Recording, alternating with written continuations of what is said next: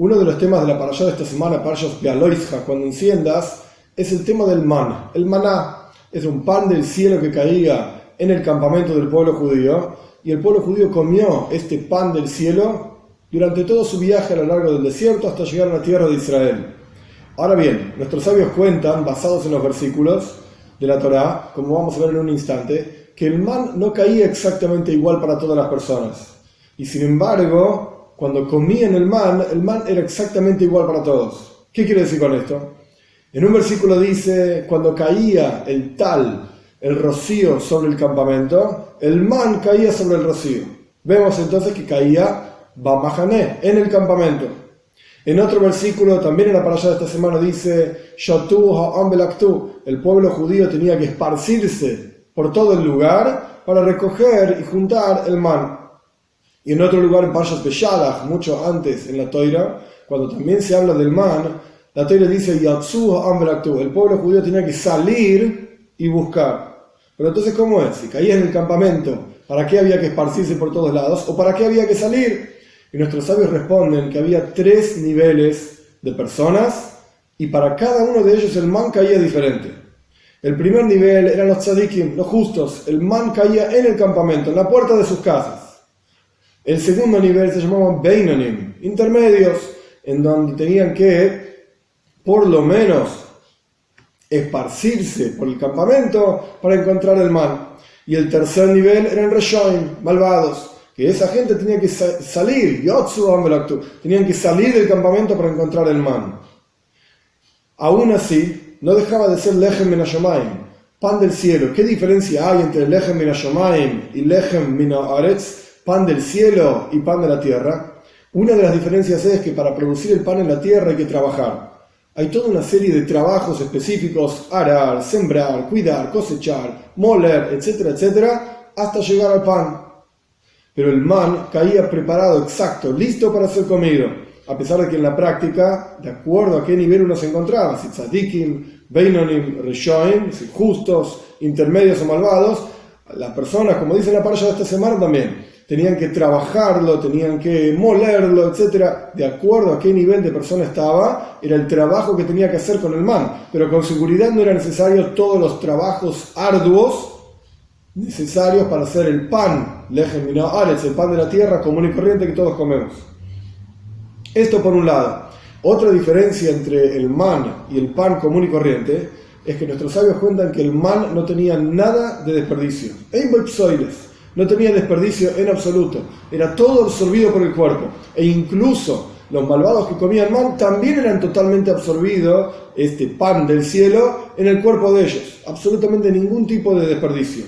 Ahora bien, todos los asuntos en el universo entero se proyectan desde la Torá. Como dicen nuestros sabios, en el Zohar, Dios, dicen nuestros sabios, observa la Torá y crea el mundo como el plano del universo entero.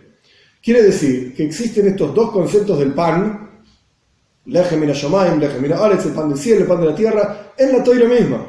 Y esto significan los dos aspectos en la Torá, lo que se llama Galia de Torá, la parte revelada de la Torá, el Talmud, la Halajá, las leyes, etc. Y Pnimius Torá, Nistar de Torá, la parte oculta de la Torá, la más profunda interna de la Torá, que en general es Kabbalah, pero está hoy por hoy expresado en las enseñanzas del Hasidismo. Hasides.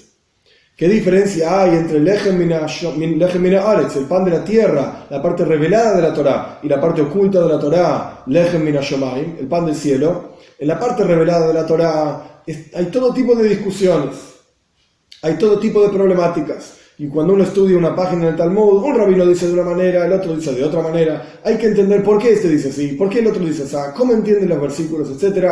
Todo tipo de majloikes, discusiones y problemáticas. Es de la misma manera que el pan de la tierra hay que trabajar, y es un esfuerzo arduo trabajar para poder absorberlo, y no todo es 100% absorbible, tiene desperdicios también. Quiere decir que cuando se discute, etc., y una de las opiniones es rechazada, pues es una especie de desperdicio. Dentro de la Torah misma es una especie de desperdicio, en donde la verdadera opinión es de la otra forma. Esta es la parte revelada de la Torá. en la parte oculta de la Torah, en el Zohar mismo dice, no hay ningún tipo de problemáticas, no hay ningún tipo de discusiones, sino que es, por así decir, como el Lechem Hashemayim, como el pan del cielo que cae y es totalmente absorbible, donde cada una de las enseñanzas hasídicas se muestra que incluso en las discusiones dentro de la mística judía, que una opinión dice de una manera y otra opinión dice de otra manera, si tal cuestión se conecta con tal otra de esta manera o de la otra manera, en el mundo hasídico se muestra como ambas tienen razón y como simplemente son diferentes perspectivas de la misma cuestión. Quiere decir que en el Lechem Hashemayim, en el pan del cielo, en Primis HaTorah, en la parte más profunda de la Torah no hay desperdicios.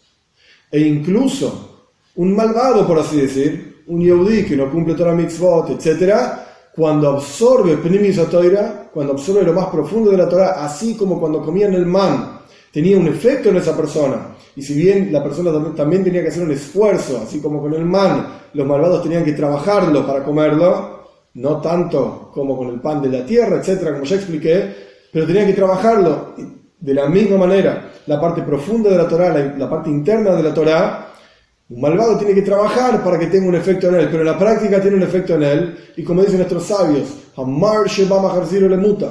la luminaria de la Torah, que esto se refiere a la parte más oculta y profunda de la Torah, va a hacer que la persona haga tshuva, retorne hacia Dios, se reconecte con Dios y se vuelva mejor persona de lo que ya es.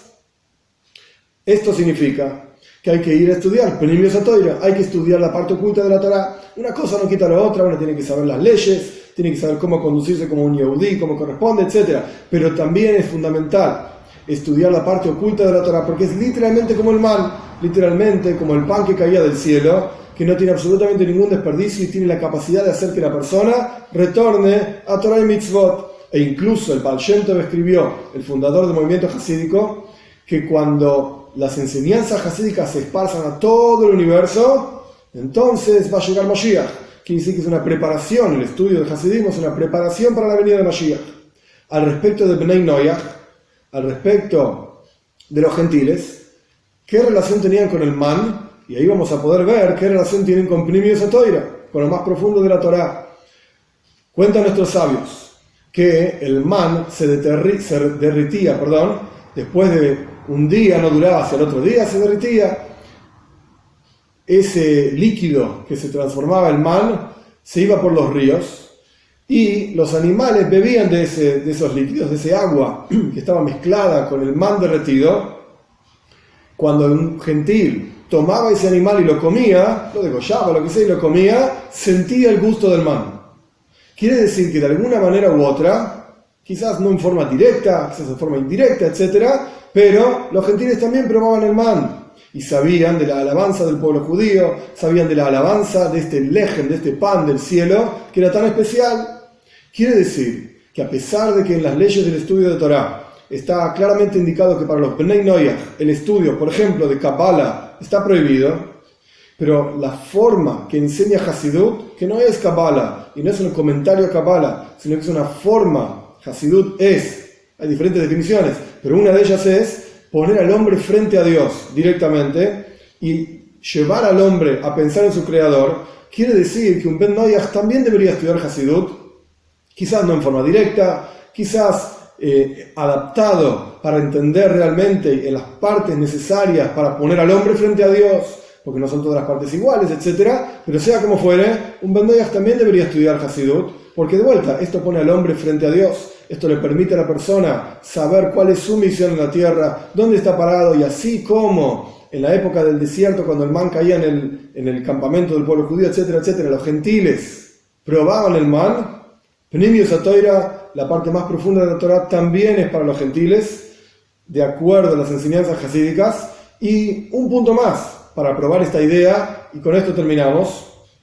Hay una historia, que es una historia larga, yo la voy a hacer muy cortita, que explica que Hasides es como la piedra preciosa de la corona del rey. Quiere decir que existe un rey, que es Hashem, existe una corona del rey, que es la Toira, y existe la piedra preciosa de la corona, que está incluso por encima de la corona. Esto lo que quiere decir es que Hasides puede llegar hasta lo más profundo. En la historia yo la recorté, pero la historia es que el príncipe estaba muy enfermo y la única forma de curarlo era, es un ejemplo, dándole la piedra preciosa de la corona, moliéndola, etcétera, y dándosela al príncipe para que se cure. Quiere decir que lo más elevado, que es la piedra preciosa de la corona, puede caer incluso hasta los últimos niveles, dentro del pueblo judío los malvados, dentro de la humanidad los gentiles. ¿Para qué? Para revivir al príncipe, que es todo Yehudí y todo ser humano que está alejado de Hashem, dándole la piedra preciosa de la corona del rey, es que realmente se revive, y realmente se puede vincularse y conectarse con el rey y prepararse para la venida de Mashiach pronto en nuestros días.